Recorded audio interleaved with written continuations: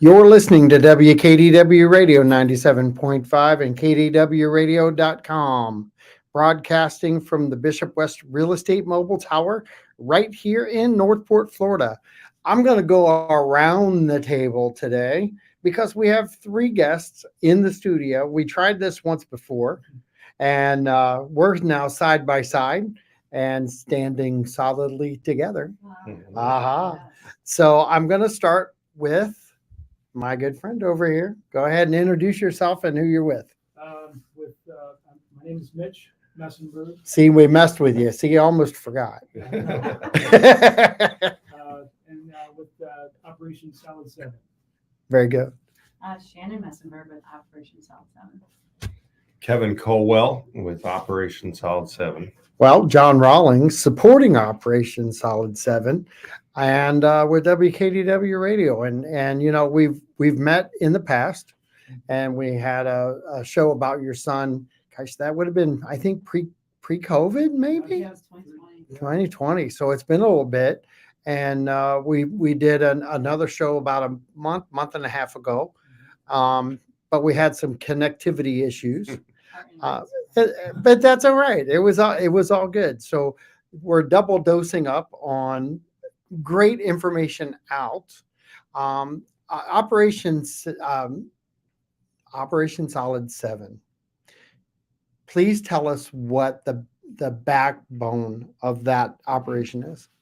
Yeah, John. So basically what happened January 5th, 2019, Shannon and I just got done taking down the Christmas decorations. And about 8:03 p.m., we're sitting in the lanai having a glass of wine, and both of our phones got a text message, and it was a picture. And we opened it up, and the picture was of a handwritten note. It was from our son, Senior Airman XinHua Mesenburg, who was stationed at Andrews. Talked about his love for us and his love for his friends. He said this is nobody's fault, but he just, the stress life had given him is just taking away his will to live. It was a suicide note. Immediately, I began calling 911, and Shannon was trying to call and text him. We were able to get the authorities to his house. He wasn't on base, he was in an apartment, but we got the authorities there within 12 minutes after the initial text, and they said, yep, stay by the phone, somebody will get with you. Yeah, okay. Yeah. And that was the beginning. So, but by the, when they got there, he was already dead from apparent gunshot wound. He shot himself while he was in his car in front of his apartment. So a hard pill to swallow. Yeah. But you're not by yourself, unfortunately. No. Yeah, And it is a growing number. And, you know, I do a lot of conversations with human trafficking and suicide and different things with different organizations. And it's ironic that the one entity it isn't talked about a lot is the veterans. And it's kind of this, I don't know whether it's the honor that you know the whole organization tries to push is honor. I don't know that there's dishonor in what happened there. I think there's dishonor in not talking about it.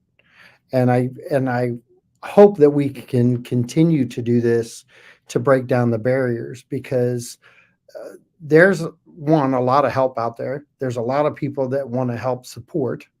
Okay. There's a lot of organizations and a lot of people like you who have gone through this and tried to find a way to not have this happen to others. And the hardest pill, I think, to swallow would be to have your son forgotten and not do anything about it. And so doing something is actually healing for you too, isn't it? Exactly. It keeps us off the floor every day. It's so healing others, and it's our passion to do this service, but it heals us. You know, there's one of my favorite moments with you. We saw each other on a bike run, Yeah. and we went to the White Rabbit, and there was a band playing, and you liked one of the songs, and I took a picture of you standing there. It's one of my favorite pictures because it was the true essence of your moment. And I even sent that to you and told you that. And those moments, for me, those are valuable. Okay. Yeah, you pointed out I'm a realtor. I served Air Force, did all that stuff. And, sorry to hear yeah, that's all right. I knew that was coming out of this group. I knew Air it Force, was. right? Yeah, That's 100%. the correct Yes, enunciation of it. 100%. You know, I fix the buildings, you guys tear them up. I'm Yeah. not sure how that goes, but you know, it's this whole camaraderie though that comes along with talking about this and being part of it, and being part of, I think, not just your healing process, but you guys are kind of laying yourself out there for others, aren't you? Absolutely. Yeah, and like you said, every time we bring it up and someone comes up to us and says, "Hey, we heard what you said, and it really struck home with us," we know we put another notch, you know. And it is sad at how many people are coming out of the woodwork that we're not alone, and it's an unfortunate to find that out.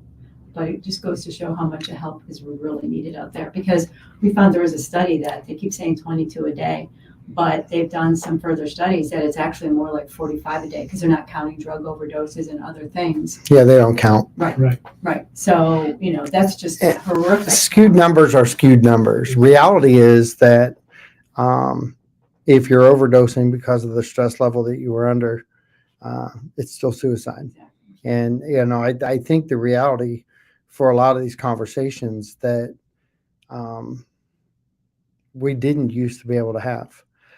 We couldn't talk about rape and prevention. We couldn't talk about the domestic violence like we can today. We haven't been able to talk about human trafficking like we are now. And we have organizations out there now that really are, they're on this show, but they're also doing other things in the community that are really trying to break down that barrier. Because I don't know that there's a better healing process than conversation. And I don't know that there's a better conversation to be had with someone unless they've gone through it. And I think one of the hard things too, and Kevin could probably speak to it better, is, with our veterans, our active duty, and our first responders, which is, who the area of people that we want to serve, there's a lot of pride, like you said, and honor, and for them to ask for help is so difficult. Yep. And I think that's the hardest barrier to break, is for them to just say, I need help. Where do you find the connection with all this? Well, it's interesting you ask. I moved into the same neighborhood as Mitch and Shannon, and initially they were ambassadors for Mission 22, and I saw their trucks, the 22 on their truck, on Mitch's truck, and I actually stumbled across their house and saw it on the garage, and I put two and two together. And I almost got a little stalkerish. So I drove by, real slow down their street, and I saw Mitch's license plate on his truck. It was a Gold Star license plate, and that immediately resonated with me. Being a combat veteran, I know what Gold Star is, and I have a number of friends who've made the ultimate sacrifice. So I knew I had to meet these people, and one day I was walking through our neighborhood Publix, and I had a Gold Star shirt on, which a number of my, it's actually made out of names of all Army Special Forces killed in action, KIAs. And they use the different colors on the names to create the Gold Star flag out of names. And a number of my friends are on that flag. And I guess Shannon had seen me and mentioned it to Mitch, but they didn't come talk to me.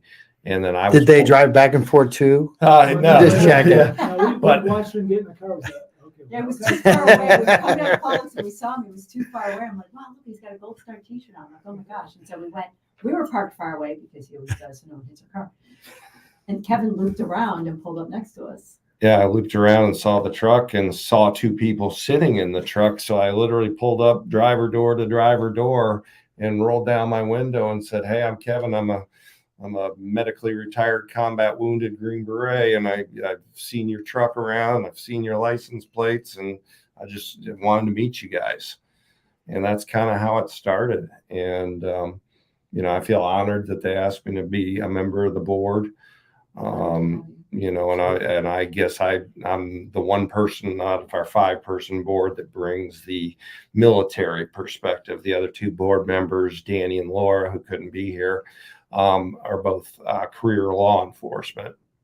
And so, one thing I want to add, you mentioned the pride or the honor, being strong and not asking for help. But another big factor is concern with security clearances, concern with losing your job, Sure. concern with having your ability to carry your weapons taken away from you, concern of losing the trust, especially in my organization where we worked on small 12-man teams. You got to count on them. You say you need help, and now the 11 guys, even if they don't say it, they're thinking it. Can I count on Kevin? That's a different mental status that you're kind of checking in on somebody that they're not ready for, right? Yeah. And I'm kind of glad you went there, because that's not abnormal outside of military either. No, you're right. Definitely in the law enforcement community, Danny and Laura can tell you about that. You end up on a desk job or something like that if you say you need help. And the irony is that the generals, the admirals, the police chiefs, things like that, police commissioners, they talk a good game in a lot of cases, and I'm sure they're well-meaning, and I'm sure they don't want suicides on their watch, but they say that if you get help, it won't affect your career, but in reality, it often does. Maybe not every time, and I think it's lessening in this day and age, as we become more enlightened. So I want to stick there with you for a second, because the military side of it. So I've got friends that are in the law enforcement side, and I wish they were here to join us. But when you're talking about stress level of being in the service, it comes at you from all different angles sometimes. It can come with family. It can come with a close relative. It can come with a loved one inside the barracks, even. Yeah. And a lot of that pressure gets put on. You don't know when you're going to get maybe shifted and go overseas. Maybe there's wartime. Yeah. That brings on another level of mental anxiety or the mental stress of it all. And, you were gracious about talking about the coming forward and being able to do that and not feel like you're going to be targeted. Reality is you are targeted at that point. In some way, shape, or form, whether it's just one of your teammates in the back of their head, wondering, if he's going to be able to count on you when the chips are down, or whether it's outright, hey, we're going to take you off your team and we're going to move you up to the headquarters unit or things like that, Well, I want to talk about the ironic side of that, though, because hiding it and keeping it in close knit and not letting it outside into the circle, that stress, that anxiety, that level that they're going through. Yeah. I actually think it's worse that you're not letting them talk or her talk. Oh, absolutely. Because the gist of it is that same mindset. We gotta kind of conquer that, because that same person, if they never say a word, are you sure they're not gonna bust loose and do the wrong thing, under a stress level of combat? Yeah. And, for me personally, and some of the things I've learned is that it's that stress, whether you want to name it PTSD, I think a lot of people names for are calling it PTS and taking the disorder away from Sure. it to try to help socialize it better. We do that with a lot of words. Yeah, and exactly. to try to break those words barriers. have meanings, right? Sure. And if we say you're disabled, that comes with certain connotations and Sure. certain people looking at you through a different lens, but that stress, whatever we call it, let's just call it stress, is gonna come out in some way, shape, or form. Sure. If it comes out through drinking, if it comes out through, kicking the dog, or not being a good, spouse at home, or not being a good parent, or whatever. I mean, we all have our maybe our vices or something like that. And when we get stressed out, we kind of go to those things. So kind of whatever your vice or your Achilles heel might be where that comes out. So if you don't talk about it, if you don't get out in front of it, if you don't, if I tear up my shoulder, I'm not going to wait till it's hanging off. I'm going to maybe start doing physical therapy. I'm going to start, maybe we need to do surgery, but maybe we can stave it off with some physical therapy and some specific strength training, things like that. So if we think about that from the mindset of post-traumatic stress and suicidal ideation, why aren't we willing to look at it the same way as any other injury? Well, I want to think that that's why you're doing this. Right. Well, one of the things too, go ahead. with like you mentioned law enforcement, I mean, with the veterans, their triggers, they're usually over in the battlefield somewhere else. Sure. Our first responders, they live and breathe where they have Their battlefield is here. Their right, battlefield's they here. drive by it every day, or they Sure. see that, so they get those triggers all around them. So it's even, it's very scary, and that's why we really want to help our first responders, because my God, I mean, they live and breathe. Not only veterans, first responders. Right, but I mean, most of but our families, yes. The whole. I think overall, I think collectively, drawing attention to it is the first and foremost goal of yours, and getting other families involved and showing that love and support from the inside out, so to speak, because this is nothing that the military or law enforcement is going to help build. Well, you made a This good has to point. happen from with the grassroots kind of effort. You made a good point, like the families too. So it's not just the veterans, Gold Stars, active duty, first responders. It's the families as well. It is. They Because like serve you said, too. right, Your they families serve serve too. Yeah. And they're going through a whole different hell, because like he might not come home and talk about his wife, but she's dealing with their own. So it's you've got to help the whole family unit. So how old are you? 55. All right. So I'm 60. 62. All right. We're going to leave you alone because 27 looks great on you. So, the beauty in that is that we all have some age on us, but we have all been through different walks of life and handled things differently.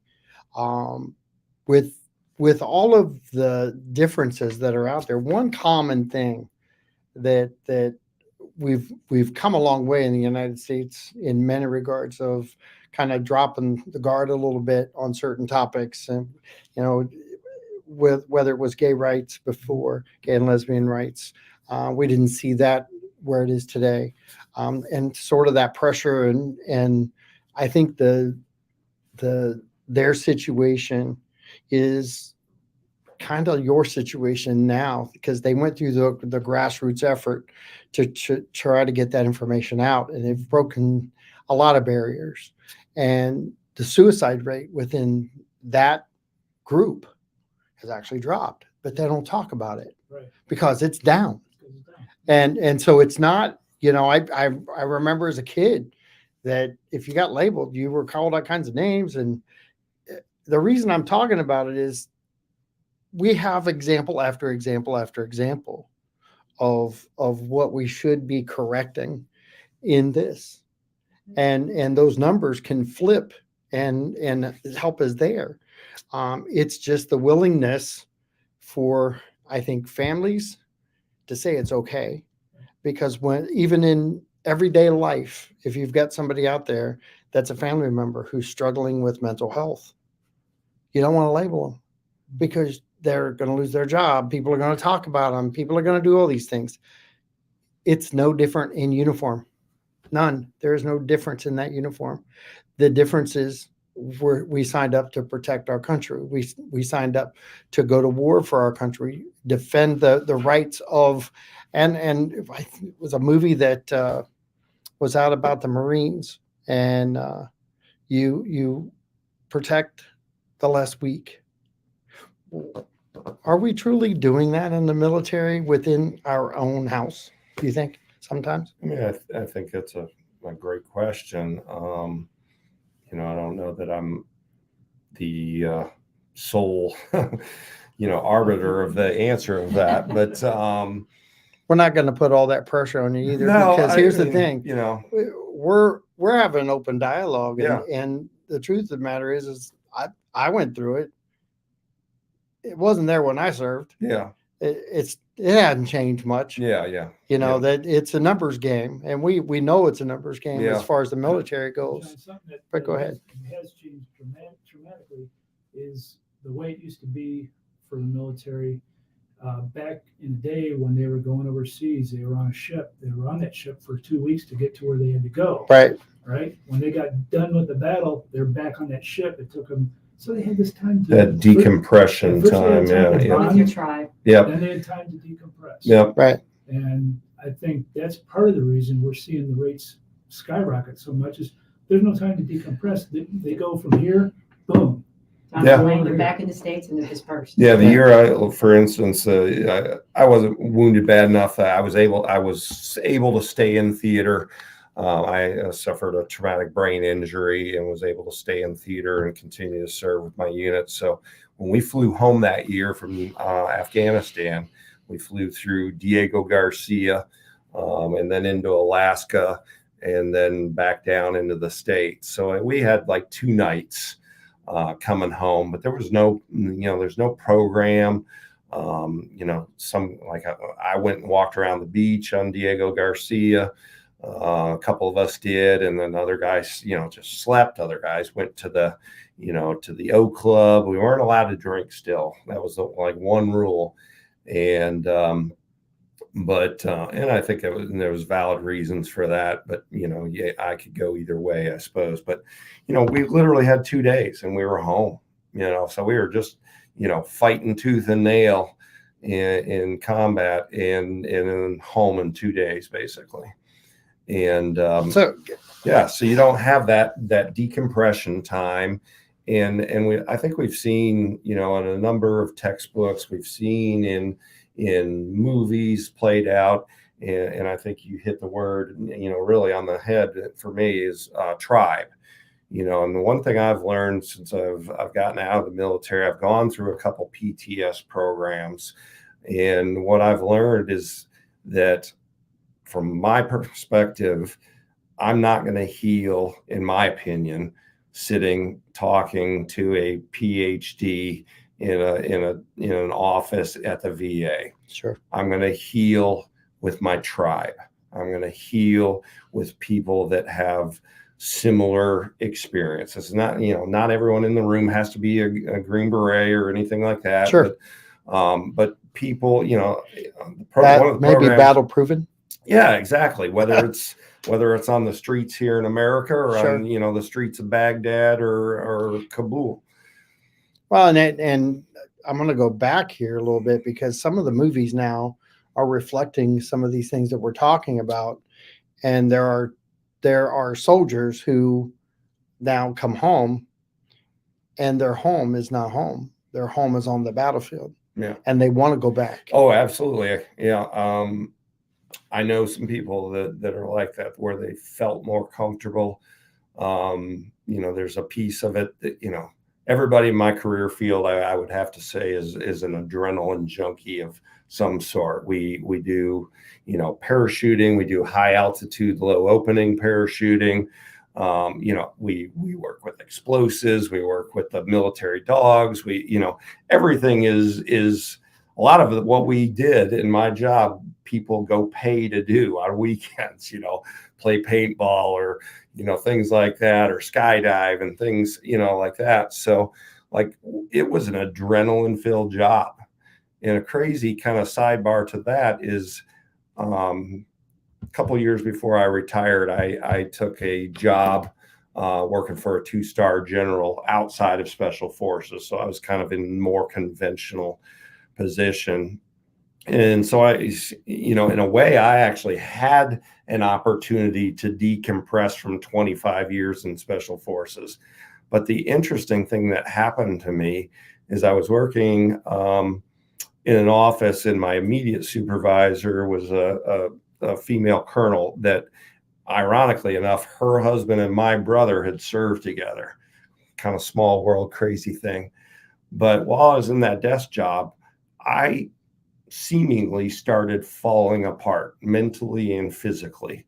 Every piece of my body hurt, and everything hurt, and everything was things were not going well for me. And we were having a conversation one day, and she said, my rank was sergeant major. I retired the highest enlisted rank. Yeah. So she said, Sergeant Major, she goes, you've been running on adrenaline. You've been in an adrenaline filled job for 25 plus years. You've now come off of that, out of that. The adrenaline is leaving your body after all this time. And now suddenly things that have been existing are suddenly seemingly surfacing. So it's interesting, whether you retired yesterday or, and a lot of guys go right up until the day they get out or retire. So I'm going to draw some families closer together right now, because that story you just told that's military mindset, military drive. So I think I told you guys this the last time we were on, but we went through the hurricane. Mm-hmm. So the adrenaline Yep. push Yep. that I had through this whole thing, I had a doctor's appointment up at Sarasota Memorial. And by the time I left here and I hit Bee Ridge, I was driving down Bee Ridge and I was losing my mind, because that didn't have any problem. I left where the problems were. Yeah. And so I served, got my military under my belt. I wasn't in wartime. That wartime for me, that adrenaline rush was everything I was doing for everyone else Mm-hmm. during the hurricane. Yeah. So the reason I'm talking about that is very common is that adrenaline and that mental stress. The minute I walked into the doctor's office and lost my shit, Mm-hmm. okay, literally lost my shit for about 15 minutes. No one knew what to do. Mm. Yeah. I was sitting in a doctor's office. Would you like to Yeah. talk about it? Yeah. No, I'm going to rip your head off if I talk about it, because I'm not prepared for what I've been going through. Yeah. That was a hurricane. Yeah. It wasn't wartime. It wasn't war on the streets with our police officers. The reality is, it happens to common people every day. And if we don't start there and let the common man and woman understand that there are stressors that affect them every day, these are just higher points within a system that puts an ungodly amount of pressure on you to perform at your highest 24/7. Yeah. And there's the pressure. And that's just how I see it. And like I said, I didn't go through wartime, but I loved your story because I 100% related to everything you said based on what I went through with the hurricane. Yeah. And that adrenaline over 25 years had to be unbelievably hard to let go. Yeah, it was. And, and the one thing we're getting a little ways, but it's an interesting point, is that the guys that have the most problem, in my experience, when they retire, are the guys who how they see themselves is, hey, I'm Kevin, I'm a Green Beret, versus, hey, that's what I do for a job. And, I'm Kevin, I'm a father, I'm a husband, I'm avid sportsman, Sure. outdoorsman, whatever. The guys that, really their identity is almost wholly in what they do for a living are the guys that have, in my experience, the most difficulty with that transition of whether it's retirement or simply leaving the service after your 4 or 6 or 10 years or whatever it may be. The funny thing is we're talking about all these things and we are drawing things back together. Because the organization itself is really geared towards getting people together and talking and getting this support into play, correct? And even if it's not just like, talking, it's, tell some of the other things we do, just getting them out of their head, getting them on boating trips. Yeah, so we're associated with My Warrior's Place. I don't know if you heard about that. Mhm. They moved down to Punta Gorda, 12 and a half acres. So there'll be, it's like a retreat there. She's going to be having cabins put in, that sort of thing. And there's area to hunt if you want. There's a place to shoot, target shoot, rifle and pistol. If that's not your thing, there's fishing trips that we can arrange, dolphin tours, nature. Yeah. And then the best of all, cigar therapy. Cigar therapy. And that's something that we got from Deployment Cigars. Chuck, I hear him talk about this on the David Webb show all the time. And he talks about, there's nothing like just a bunch of people sitting around, chilling out, smoking a cigar and talking and getting things off your chest. Sure. And, Just brings the level down. It's almost like group therapy. It is. It's 100% like group therapy. And actually, that's a plug-in for Deployment Cigars. They actually they have an honor cigar, and they created one for the Solid 7 cigar. So that's pretty awesome. Yeah. So I got a couple friends that run some cigar shops, so we'll have to make sure they get out there and maybe get some flyers in there for you guys that, hey. Well, while we're on that, I know we're getting into our events, but we don't have the details yet, but we're going to be having a bourbon and cigar event on the first quarter of 2024, and it's going to be at the Hollow up in Venice. Are you going to teach how to dip the cigar? No. Oh my gosh, I did hear that's a thing where you dip the cigar, you get the flavor, and you take advantage of that bourbon and everything all at the same time. Maybe just maybe I bring my bourbon with my cheap cigars. Sure, 100%, 100%. And like I've told you in the past, anytime you guys are doing an event, month ahead of time, get us the flyer because we'll do PSAs right here. You're a nonprofit. So that is important for us to help support you guys here at the station. And we can do PSAs and get that information out. And that'll go on the air all day long up until your event runs. So, but go ahead. Sure, go ahead. Cigars, which is really cool. The cigar band, on the inside of the cigar band, they put the honor cigar band. They put the name of a fallen soldier. Is it just a Green Beret? No, he'll run whatever we want. So and there's a QR code on there too that you go on that QR code and it gives a story about that. It will take you to the bio of the soldier who's been killed in action. So Chuck's a good friend of mine, and as soon as I met them and started, we started rolling with this idea with Operation Solid 7. And we started having our own cigar therapy. Yeah, we started having our own. And I own an online cigar accessories business. Yeah, nice. So I connected the dots and I called up Chuck and I said, hey, we got to do something here. We got to do a Solid 7 cigar, and he was gracious enough to meet us on that. And it's a good cigar. Yeah, it really is.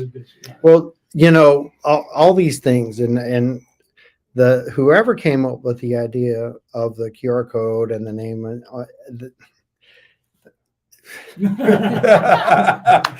so here's the thing. It's a funny story. Go ahead. Actually, we were doing cigars for a major special forces organization, worldwide organization called the Special Forces Association. And we were doing cigars for them. And so that batch of cigars on the honor cigars were all Green Berets on there. And he was getting ready to do, we'd done them for a couple years. I got him introduced into that group and got his foot in the door there. And they just loved him because he's quite the character. He's a fun, interesting guy.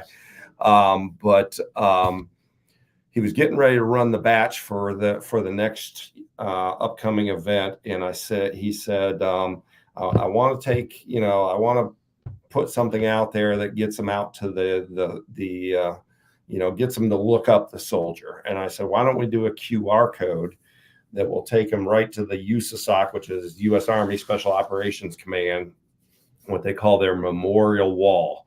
So that wall has all the Green Berets that have been killed since 9/11 and beyond. Actually, I think it goes before that too now. But it initially started as a GWAT, Global War on Terrorism memorial.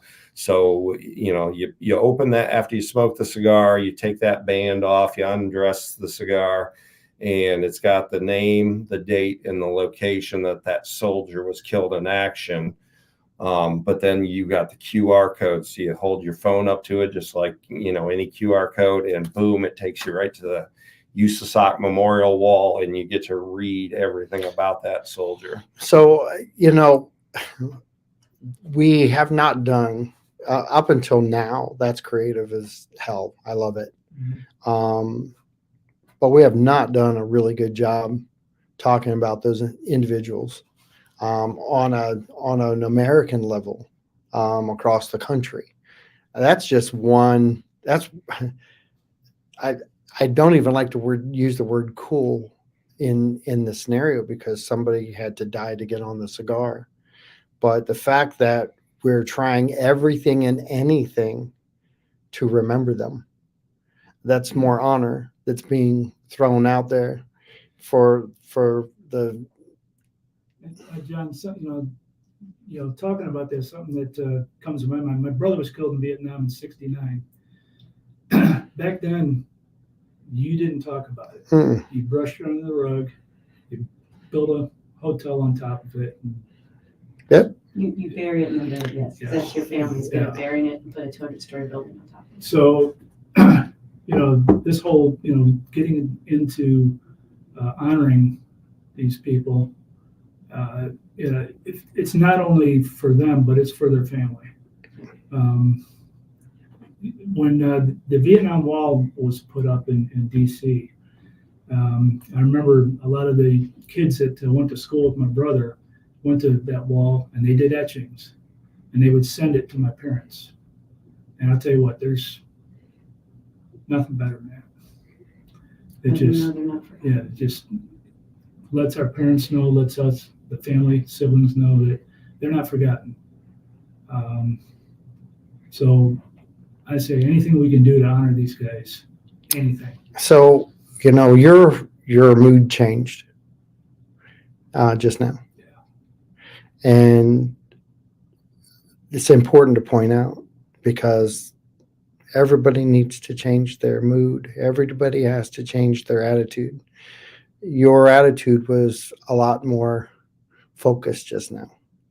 Not that you weren't focused before, but you talked about the building on top of the grief. And the minute you started going there, you are who we're talking to. You are doing this because of that.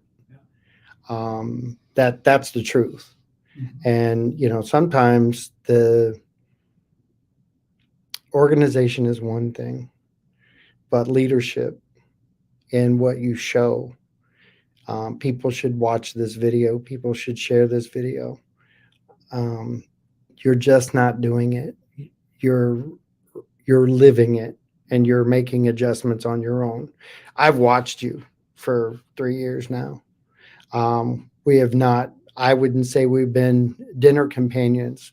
In fact, the motorcycle event that we went to, we were trying to place where we knew each other, which was ironic. Yes. But it had been so long. But you know,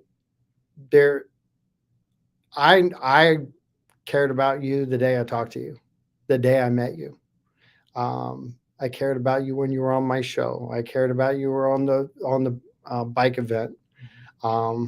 That was a very special day for my wife, who had never been on That's a right. bike journey before, and enjoyed it, and still talking about that today. And the fact that you guys were there, and we had a backstory, and we shared that moment again. I don't believe anything is coincidence. I think we were meant to run into each other again. 100%, because it wasn't by design. You know, that's the scary part here. And I think that the one thing I would tell people is, if you are trying to get some help, there's no design here. It's not a one size fits all. There's a lot of opportunities to adjust to what your plan is and what you see as the future. And I think the biggest thing is, try to take that fear out of asking or talking or just being a part of. Sometimes people just need to feel a part, and then they can start talking. Like Kevin had referenced, we were, and we still are, ambassadors for Mission 22, which is awesome. It's about veteran suicide. And we raised a lot of money for them. But the problem we had with that was still missing in our hearts, is we wanted to help locally. And Mission 22, they're all over the country, and there's some other countries around the world. We wanted to help our locals. There's so many wonderful veterans in Southwest Florida and law enforcement. We want to help those in our backyard. So to do this, and in honor of our son, it really just, ties it all together for us. We're talking about honoring the fallen, which is a good segue into what's coming up on August 26th, the Fallen 13, and that horrific debacle of leaving Afghanistan that created 13 new Gold Star families. 2 years ago. Yeah. Yep, August 26th. So that wasn't just a debacle. The fact that we, in all of our great wisdom, found that way to do what we did, so disgraceful. Yes. I don't know that you want to say it, but I will. I think it was garbage. It was a bad for our country. It was a bad look for military. And unfortunately, I still don't think anybody's truly taken responsibility for it. Some of the Gold Star families haven't even gotten their children's names. Right. But for this event, and we're honored, we reached out to all the 13 families. We actually have the family of Marine Lance Corporal David Espinosa's family is coming to the event, so we're honored that he's going to be there. We have Major General Hartzell, retired Marine. He's going to be speaking. Our amazing pastor, Pastor Gary from Englewood Church Fellowship, is going to be there. So we're just so honored. We have a permanent memorial for the 13 that we've created for them there. We have Brooks Bay with them. It's going to be at the, like you said, the My Words place in Punta Gorda. Okay. It's a magical place, and so we're very excited to have that. How many people can you hold? We're expecting a lot more people than we kind of anticipated. Yeah. Probably going to be 100. There's a shooting range, a shooting club on the other side of the street that they're offering to let us use them for parking too. Awesome. We're probably going to be well over 100 people. Mission Barbecue is going to be providing the food for free for us. So it's going to be. That's a big ordeal. So how would they find, now we're on the radio too, so tell people how they would find your information. Go to our Operation Solid 7 Facebook page. We'll have the flyer there. We'll put reminders out there. We've got our calendar on our website too. Tell about the website we've got. Yes. It's just Solid 7. Right. Yeah, solid7.org. So it doesn't have the website does not have the word operation. Yeah, I did buy this. Prefacing the Solid 7. So it's just simply solid7.org. We've got everything you would expect to see on there, about us, who we are, why we are, our mission statement, the bios on all 5 of the board members. Our advisors. Yeah, we have some additional advisors. We have some partners, like we mentioned, Deployment Cigars, a couple other places too. So they can find all that on the website. So what's it been like getting people involved and these organizations now because I don't think you had the cigars the last time we spoke either. No. So People are so eager. It's just been amazing that how many people have jumped in and want to help. We didn't touch on where the Solid 7 came from. yeah, go ahead. When our son was stationed in Qatar, he texted us a picture of himself armed to the teeth in front of the tank. And he saw the picture and he goes, "Damn, son, you're one handsome man." He goes, "I'm a Solid 7." So that's where, because people might think of where does the Solid 7 come? What is Solid? Yeah, how does Solid 7 relate to PTS, or Right. suicide prevention? Just It somebody does. said. It doesn't. It's something. It's a tip of the hat, if you will, to XinHua Awesome. and his sense of humor, I think, which is obviously very dry. yeah. And two people can, like, say, if you like what you hear and you like what you see on our website, you can donate on the website. You can donate as simple as dialing on texting to number 44944. And in the text box, put Solid 7, no space, and it'll take you right to our donate page. You do it one time to copy off a Stephen Siller. Instead of $11 a month, you do $7 a month. You can Nice. do a yearly donation. But we've had a lot of people jumping in to support us. We have Give that number again. that's 44944. And then in the text box, put Solid 7, no space, and hit send, and it'll take you to our donation page. And if people are going to want to do anything for remembering and honoring the 13, I see your name is on the flyer. Do you want to go ahead and give that information out too? Sure, you can reach out to me. My phone number is 419-357-9918. I'll fill you in on the details. We're starting at 10 o'clock. I'll provide you with the address. It's in Punta Gorda off of Oil Well Road and Bass Road. And it's going to be an amazing event, very special. And it's probably something we're going to be doing every year. Awesome. And watch on Gasparilla Road, there's going to be That's the 13, there's going to be placards for the 13 right down the median of Gasparilla Road. Yeah, we did We it. did it last year, and we're going to do it again this year. We did it on Fantastic. front of our house, and we said, "Remember the 13." We have all the pictures up, and we ask people to honk when they drive by it, and it's just so it brings tears to our eyes. It's right in front of our house, so we, You hear it all. Yeah, all day long, the honking and the horns. It brings tears to our eyes. It's just that so many people, and we actually sent it into Fox News and made it on Fox News. Nice. Yeah, Pete Hexeth put it out there. Good old Pete. Yeah, He's a veteran. Yeah. Exactly. And so it's to see the community. Our community truly loves our veterans, our first responders, and they say Mission 22, to coin what they say, it takes a community to heal a warrior. Well, I can't believe this, but we've got like 2 minutes left. And this 55 minutes for me went like, whew, it just flew. Just wish Damon and Lori could have done it. Yeah. Well, we'll get them on the next time for sure. So we'll definitely be doing some more conversations. I'd like to come out and do some filming, some live when you have any of these things, when you're going out and putting the placards up. We can do some live video and just show people what you're doing, kind of promote that out. But keep me posted on that, because I'll do whatever I can on this side to help you guys out. You know that I'm here for you guys, and whatever you need.